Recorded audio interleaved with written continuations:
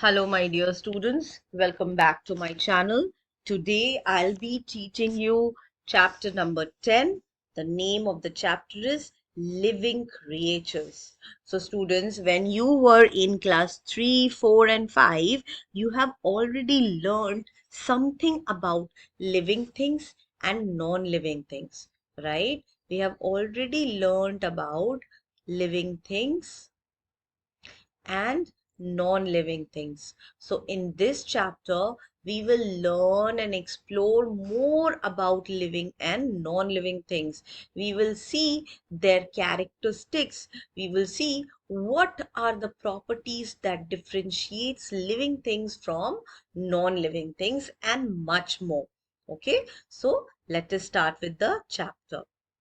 So, like every other NCRT book, we have two people over here, Avadi and Ayush. And you know what are they doing? They are going for a morning walk with their parents. So now, while walking, this girl Avdi, she notices there are some shells on the ground. And what does she do? When we see something on the ground, what do? We If it is something different, we try to pick them up, right? Children, they are always curious. So she tries to pick them up. Now, when her mother sees her doing that, she advises not to do so and explains that the shell could be a home to a living snail. Okay, we all have seen a shell. So inside the shell, what is there? A snail. So the mother tells her that don't pick it up. It can be a home to a living snail, and it is actually a part of its body. Avdi and Ayush, they wonder how this shell, which is not even moving, does not have any motion, how can there be a living being inside that shell? They are wondering. Then later in the school, Avadi and Ayush, they talk about this incident with their friends. They tell their friends that, do you know, we saw in the morning, we saw a non-living kind of object, a shell, and then our mother told us that it can have a living being inside it. It can be their home. It is a part of their body. So they approach their teacher how the shell, which is not even moving, could be a body part of a living snail. So now, hearing to this, what does the teacher do? She initiates a discussion in the class on living things and non-living things. So to make the children understand, what does she do? She asks the students that we are surrounded by so many numerous things. Even you look around you, there's so many numerous things, right? Same way in the classroom, we have so many numerous things. So what you need to do is we have to list them down, then we have to identify each of them as living or non-living, and on the basis of your understanding, you have also have to write the reason why do you think it is living or non-living. All right, so here is a table. Let us quickly see. So we have a pencil in a classroom, a book, a pigeon, a car, a plant. You can write any other, maybe your friend, right? Okay, so what is your guess? Is a pencil living thing or a non-living thing? It's a non-living thing, right? Then we have a book. Is a book a living thing or a non-living thing? From our understanding till now, what we have done, that it's a non-living thing. Pigeon is a living thing. Car, again, is a non-living thing.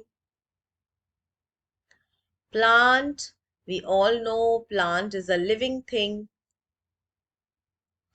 Any other friend, your friend is a living thing. Okay, so this, as per our understanding, our guess is this.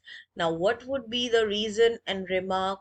Pencil, why pencil is non-living? They do not breathe,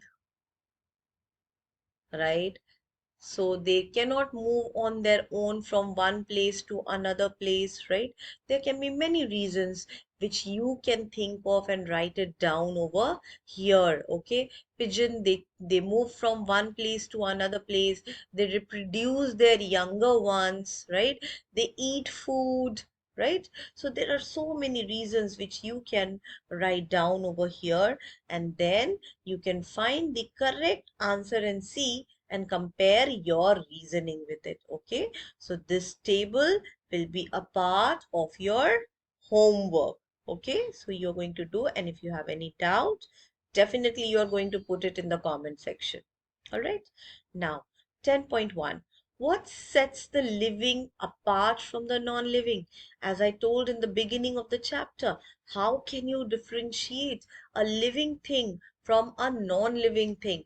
So if you have done this activity table 10.1, what you see, pencil, they cannot breathe, right? They cannot produce their young ones. Can they produce their young ones? Cannot produce young ones.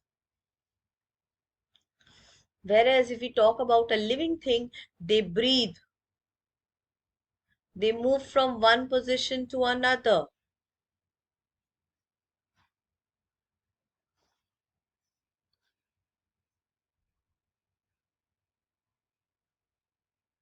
right? They produce their young ones, they reproduce, in short. Okay, so in this way you can find out some differences and you can identify the similarities and the differences between a living thing and a non-living thing. Okay, for example, if you talk about cars, they move, the car move from one place to another place, but does that mean that a car is a living thing? No, even if it moves from one place to another place, a car does not breathe, does not breathe, right? A car cannot reproduce.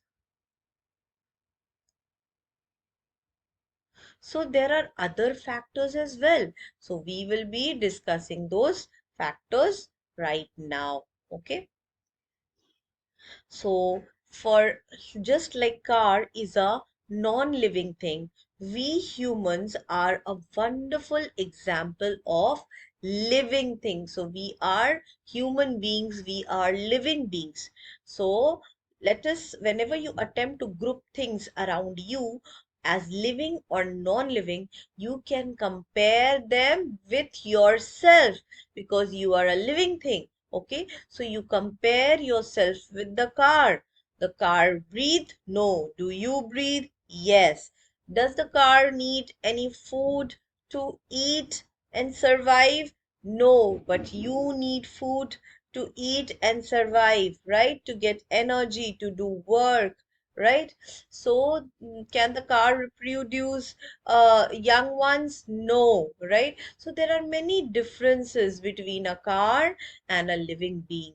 So let us see, for instance, a car, very, very important. A car does not grow. So the first quality which we check for living and non-living thing, whether it grows or it does not grow. So does a car grow, students?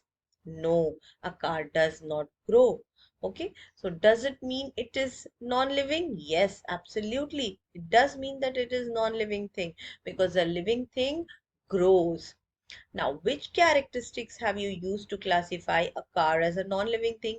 You have to continue the discussion in a similar way.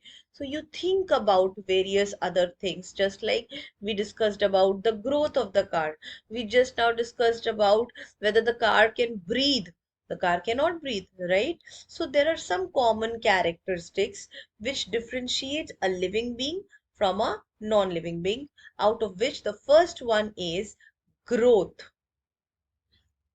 Okay, now let us talk about movement.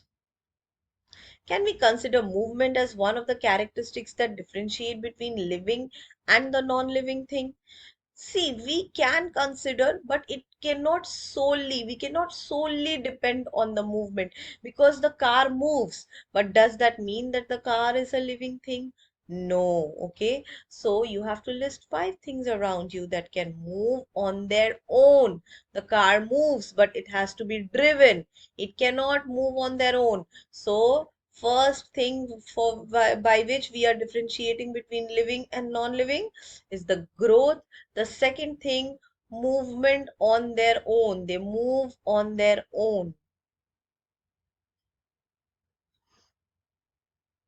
Okay, without being driven by a living thing. Okay, so you have to list it down. Now, however, unlike animals and human beings, plants do not move. So do you consider plant as living or non-living?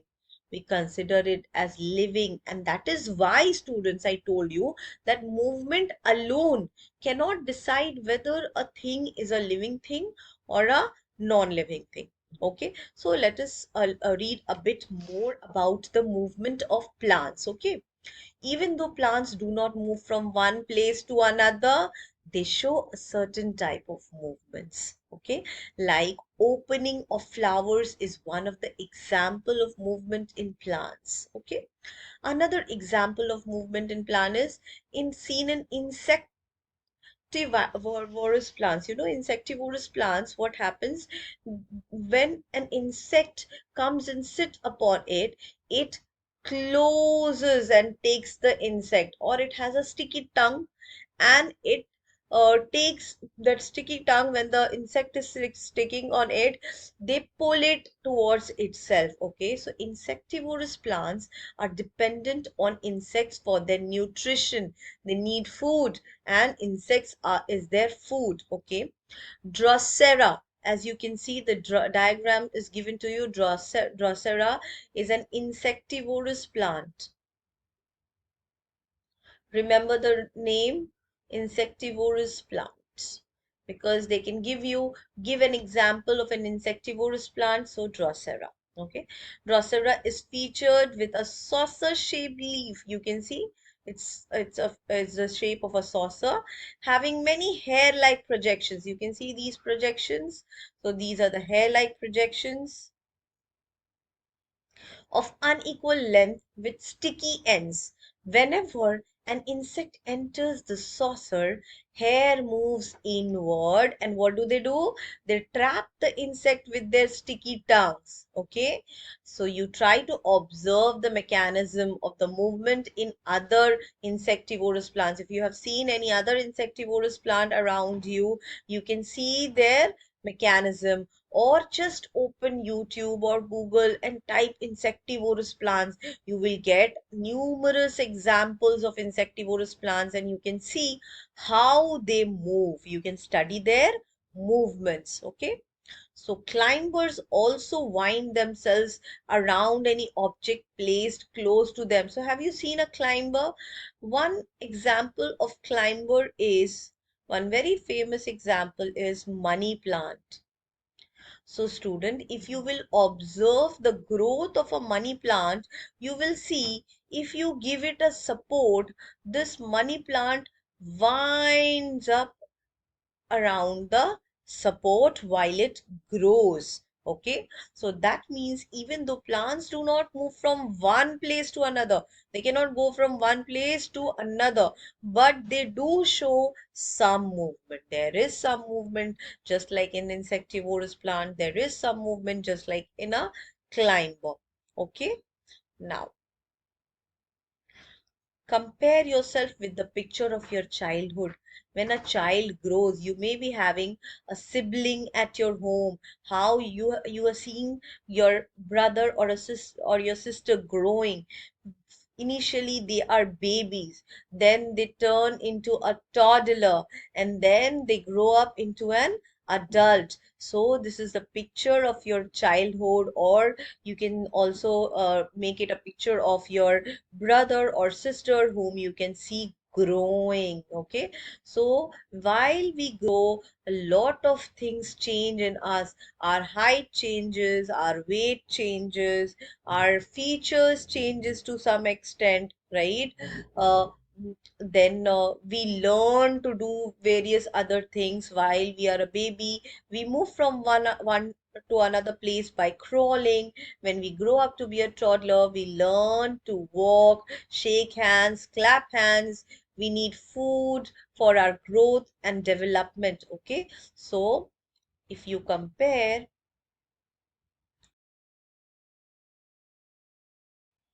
your dress from your past when you were a child, few years ago, maybe 4 years ago, do you think that dress will fit you? No. Why? Because now you have become a larger size. Okay, larger in size. You have grown taller. You have uh, put on body weight. So this is due to the growth in your body. You cannot fit into your older clothes, maybe when you were 3 year olds or 4 year olds or 5 years old. You cannot fit in those clothes. Okay, plants and other living things, they also grow. So can we consider the growth as a characteristic of living beings? Yes, we can. Okay, so as I discussed with you, first part, movement on their own. Okay, movement on their own. The second one which we discussed, or which we are discussing, is growth. All right, if you see plants also, if you are suppose you put a seed in the soil, what happens to the seed? The seed first germinates, okay, and then after some time a bud comes out of the seed. Then the entire thing over here, the roots, it turns into the seed, completely turns into the root, and there is a plant which has leaves and maybe flowers, right? So this is how a plant grows. Same way, living beings like human beings also have a growth pattern, like animals also have a growth pattern. So living beings, they need food or nutrition for their growth and development. So you have to list 5 living beings that require food to grow. So do you think plants need food to grow? Yes, a plant will die if it does not get sunlight, water, and nutrition from the soil. Same way, this is the food to the plant. Same way, we discussed about an insectivorous plant which needs insect for its nutrition. So again, the insectivorous plant, they require food to grow. Okay, now we human beings, we need to eat our fruits and vegetables to grow and develop mentally and physically, right? So in this way, you can list 5 living beings that require food to grow. Okay. Now think of a process without which we cannot live. If you hold on your breath, can you walk, run, do all your regular things holding your breath? No. When we breathing is one another essential characteristic or feature without which we cannot live. Okay, so it can be considered, the process of breathing, that is inhaling and exhaling, can be considered as a feature or a characteristic of a living being. Okay, so breathing. Okay, so count the number of breaths you take per minute after a normal walk and a run or few dance steps, and then you record the data and observe. You will see that the number of breaths per minute will vary after a normal walk. It will be different in each case. Do you notice any difference? Yes, you just try it on you and record it. You will definitely note that there is a difference in the number of breaths per minute after a normal walk, after a run, and after a few dance steps. Okay, now do you notice the process of breathing in animals like dogs, cats, cows, and buffaloes? They also breathe. If you will observe a sleeping dog or a cat, if you have a pet at home, you will see that their abdomen is moving while they are sleeping or resting, indicating that they are breathing. So breathing is a process in which we inhale and the air move outside to inside our body. When we exhale, then the air inside our body goes to the outside environment. Okay, so when we breathe out, the air moves from inside our body to outside. Breathing is a part of a process called respiration. So instead of writing breathing, we can write respiration. Do plants respire? Yes, plants also respire. You know, leaves, they have small openings on its surface, which is called stomata. What is called? Stomata. And the plants respire with the help of stomata. Okay. So, do plants do respire? Yes, I just told you they have tiny pores called stomata on the surface of their leaves. Okay, these pores helps plant to do what? To breathe, to take air in and out. Okay, now you can talk to a senior class student in your school and you can request if they can demonstrate stomata using microscope in your class. Students, you can see the stomata in the leaves with the help of a microscope. Okay, so all living beings respire. So another, the third one, the third feature which is essential for a living being is respiration. So three we have done: movement on their own, growth, and the third one is respiration. Now, have you noticed white patches forming on shirts around the armpits during summer? These patches are formed due to sweat. The sweat consists of water and salt that is removed by body as waste product. Now, this removal of waste product from our body is called excretion. So we get our fourth characteristic of a living being, that is excretion. What is excretion? It is the removal of waste from our body in different forms. One of the forms which we just read is in the form of sweating. Okay, urine is also formed as a product of excretion in all living beings, whether it is animals or human beings. Okay, so do you know that plants also excrete? Now, this is a question. You may have noticed that there are tiny droplets on the surface of the leaves of the plant. Okay, so these excess water and minerals in the form of small droplets, have you seen on grasses and roses? So these are the excretory product of the plant. So all living beings, whether plant or animals or human being, we all excrete. Okay, so now let us see another characteristic. Okay, what is the characteristics? Response to stimulus. You know what is stimulus? If you just touch a flower or a plant, okay, or any kind of event, it will prompt the living beings to respond. Okay, for example, if we just touch any hot object, what do? We immediately remove our hand from that hot object. That is our response. All right, or you accidentally step on a thorn, then what do? We immediately remove our step, or we immediately remove our finger when it goes on our thorn. Okay, so that is a response that is called stimulus or stimuli. All right, so stepping on a thorn or and touching a hot object are stimuli.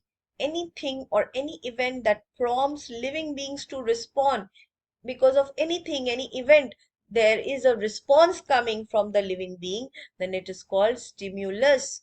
Can you list three stimuli and your body's instant response to them? One, we just discussed, if you touch a hot object, immediately we are going to remove our hand from that hot object. If we step on a thorn, immediately we remove our leg from the thorn. Okay, so these are some stimuli and our body's way of deal with them. Our brain sends a signal to our body that remove your hand from there, it's a hot object. All right, so do plants also respond to stimuli? Yes, plants do respond to stimuli. There is a plant which is called touch me not. Okay, mimosa, chui mui, lajalu. Okay, these are other names of touch me not. If you fold, if these plants, they fold their leaves when we touch them. Okay, immediately they will fold their leaves. Have you observed certain plants folding their leaves after sunset? Okay, specifically the leaves of certain plants facing each other tend to come together. Have you observed these? So next time when you're going to the garden or a park, you are going to look at these things, okay, and see how different plants respond to stimuli. This can be observed in sleeping leaves of amla. You know, amla, it is called Indian gooseberry. Okay, all living beings, they respond to stimuli, whether it is plant, animals, or human beings. So you need to find, as I told you, when you go out after sunset, maybe, or to your park, garden around you, just observe a few plants and leaves and see how do they respond when you touch them.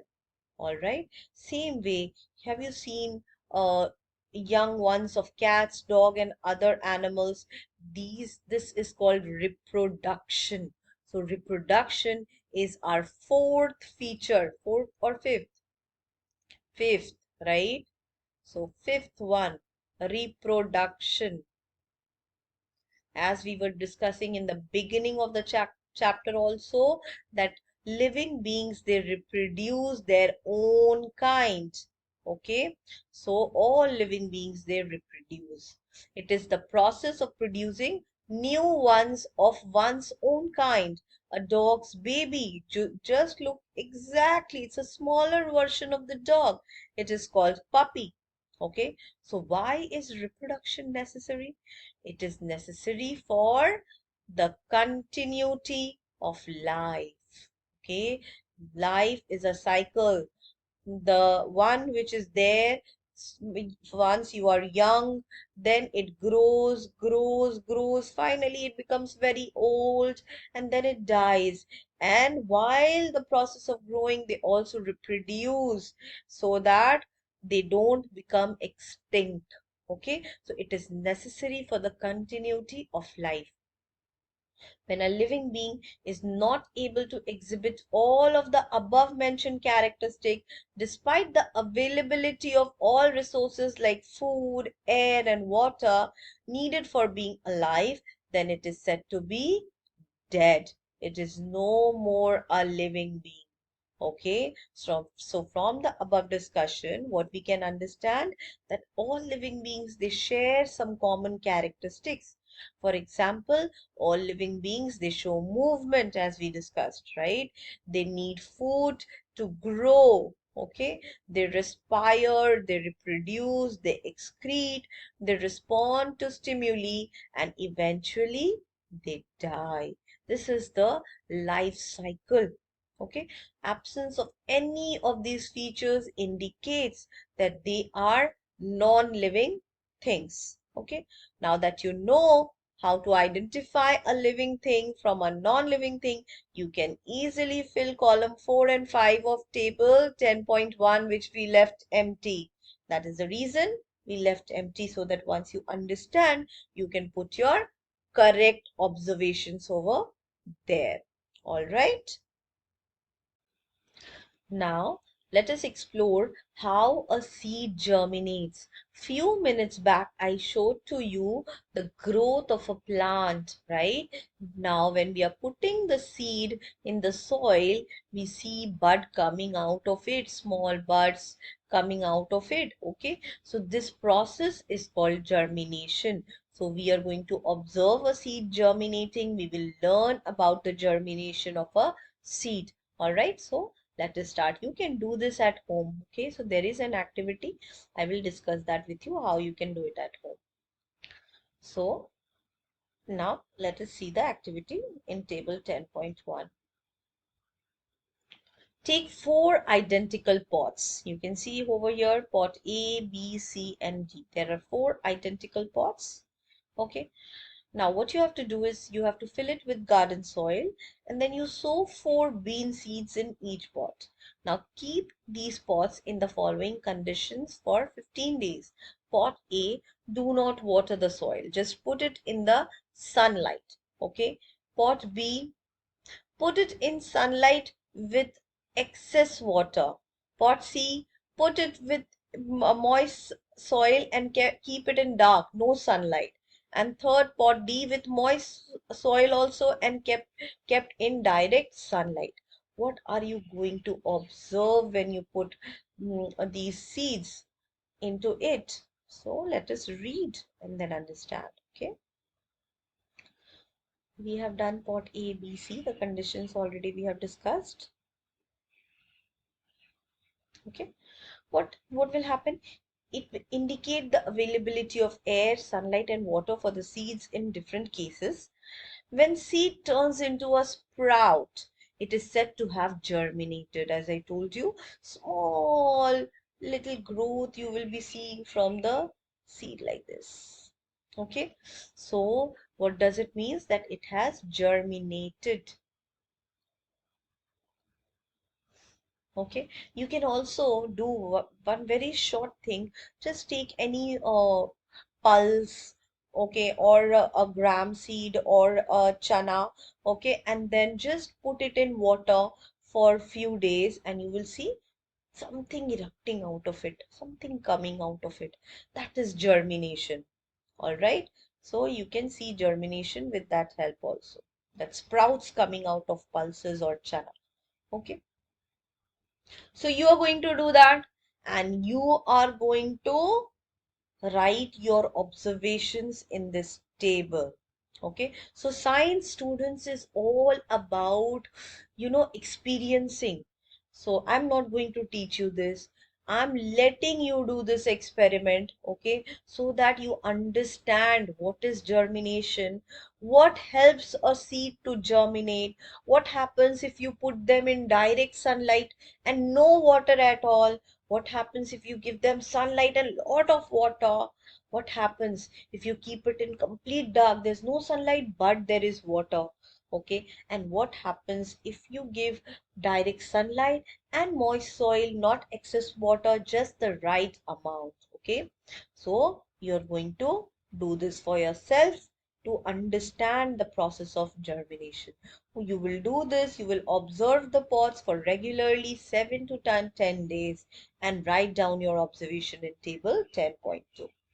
In case if you face any problem, you have to put it in the comment section. Then I will separately make a video to discuss this experiment table 10.2 with you. All right. So now let us understand germination. Okay, from your thinking, from your experiences, what you can see, from your learnings from the past, what you can see, what are the essential things for a seed to germinate? Air, water, and sunlight. You compare the available conditions in each pot. Germination of bean seeds require the right amount of water, not excess water, and air. Why do seeds require these conditions for germination? Do you think that the absence of one or more these conditions will affect seed germination? Yes, it will. So let us understand. Okay. Suppose there is water. Seeds require water for germination. So the first thing which we need for germination is water, but the right amount of water. Okay. Water enables the seeds to carry out the process necessary for their growth. The outer covering of the seed is called seed coat. So if you can see, this is a bean seed, and this part, the outer covering of the seed, it is called a seed coat. Okay. Water softens the seed coat and helps the tiny embryo inside it to develop into a plant. So there is a tiny embryo inside a seed coat. Water, it softens the seed coat, and then it helps these embryo to develop into a plant. Air and soil. Seed needs air for germination. They use the air available in the spaces between the soil particles. Moreover, spaces between the soil particles allow roots to grow easily. Then, light or dark condition. We have learned that for bean seeds, presence of light is not essential for their germination. In fact, I gave you an example. If you take chana and just put it in a moist cloth, or put it in a little bit of water, you will see it starts to germinate even in the absence of light. So in general, most seeds, they do not require light for germination. But after germination, for their growth to become into a plant, they will need sunlight. Okay, so for the growth of the seedling, we need sunlight, but for germination, we don't need sunlight. Okay, here is a do you know?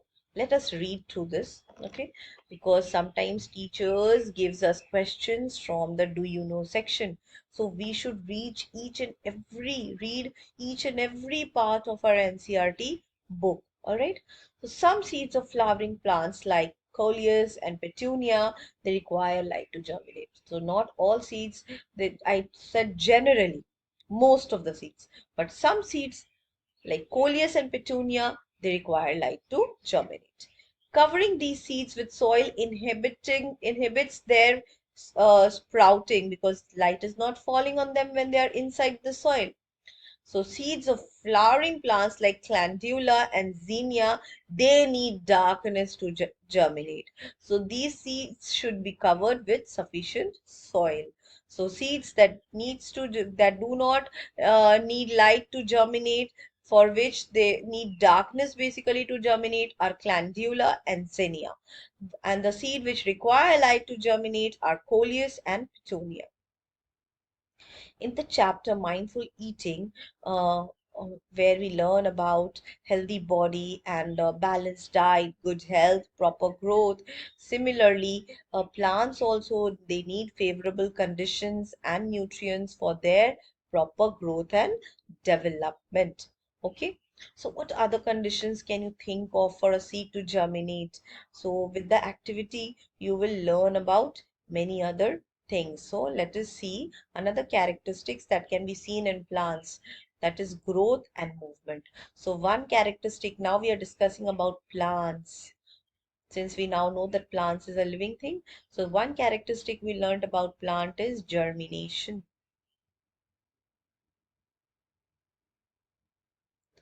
Now the other characteristic is growth and movement.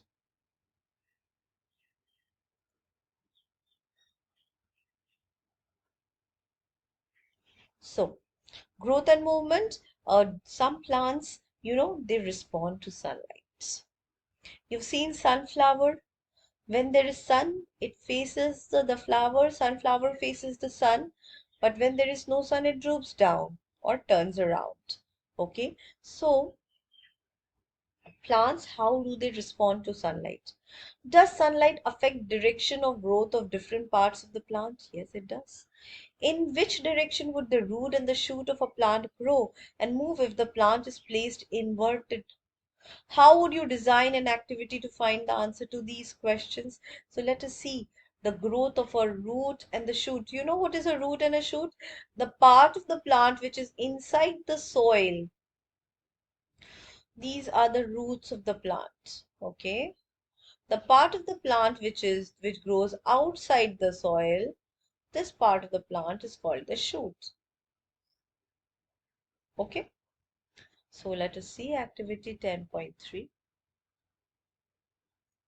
In this activity, we are taking some bean or gram seed.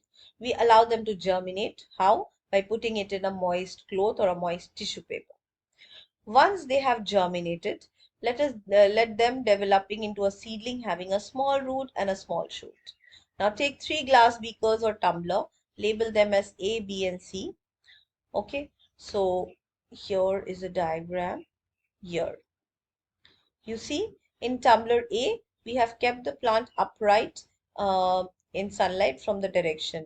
Inverted plant in here, see the plant is inverted form. Okay. and here hole on the back side of the box, and this is the inner view of the box. Upright plant kept in sunlight from one direction.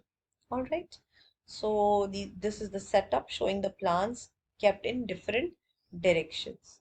Now pour water in all the three beakers to ensure that the seedling in each beaker remains above the water level. That means the seedling has to be above the water level. In each case, let the bottom of the blotting paper get completely wet by soaking in water. In this way, the seedling will get the moisture from the wet blotting paper. They're going to get the moisture from there. Place beaker A and B in sunlight as shown, and position beaker C in a cardboard in such a way that seedling gets light from one direction only through a small circular hole.